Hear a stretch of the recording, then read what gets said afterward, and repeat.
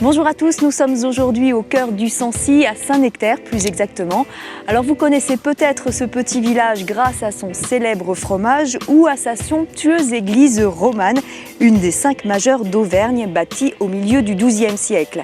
Elle est tout à fait remarquable d'une part par ses volumes, mais également grâce à ses chapiteaux historiés, son buste de Saint-Baudime et aux bras reliquaires de Saint-Nectaire. Mais le village abrite bien d'autres curiosités que nous allons vous faire découvrir aujourd'hui. Prenons tout de suite la direction des fontaines pétrifiantes.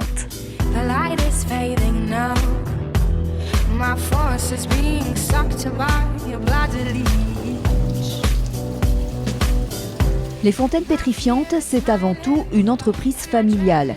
C'est Jean Serre qui, en 1814, commence à capter l'eau de ses sources, une eau riche en calcaire dont il se sert pour étudier les phénomènes de cristallisation.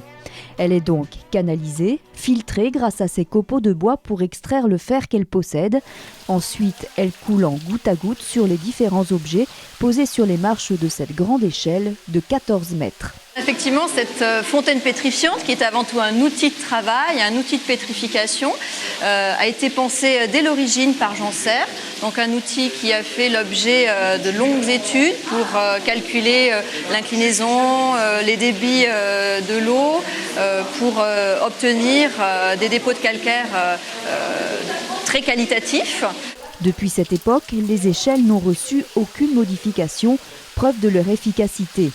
Les objets dessus ont en revanche changé. Les scènes traditionnelles auvergnates ou historiques sont toujours là, mais les bibelots cristallisés ont laissé place à des formes en volume, de l'art façonné par la main de l'homme et de petites gouttes d'eau.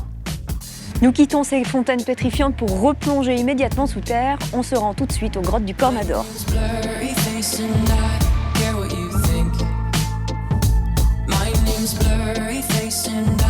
Visiter les grottes du Cornador, c'est faire un voyage dans le temps.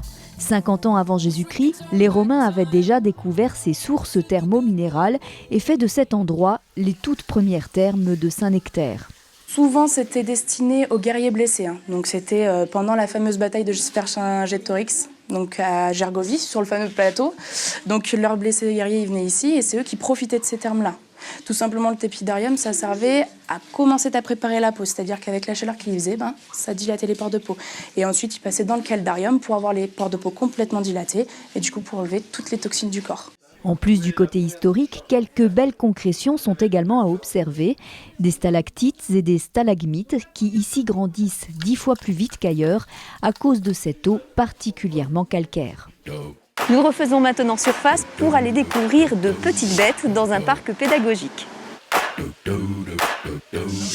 C'est ce petit rongeur, le myocastor, qui fait la réputation de ce parc pédagogique. Ce cousin du castor, qui possède des pattes palmées et des dents orangées, fait ici la joie des enfants qui peuvent venir les caresser.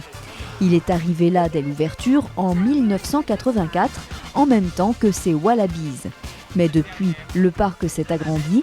Des marmottes ont rejoint ce groupe d'animaux avec le gourmand Milka, mais aussi des grands kangourous gris de l'Est, des rennes, des chiens de prairie, en attendant de nouveaux petits pensionnaires. Des certificats sont en cours. Les projets donc, sont les capybaras, le raton laveur, le suricate et le loup, pour des futurs agrandissements qui sont des projets qu'on espère dans le futur, qui commencent déjà à se concrétiser. Notre visite à Saint-Nectaire est maintenant terminée. Il reste encore beaucoup de choses à faire.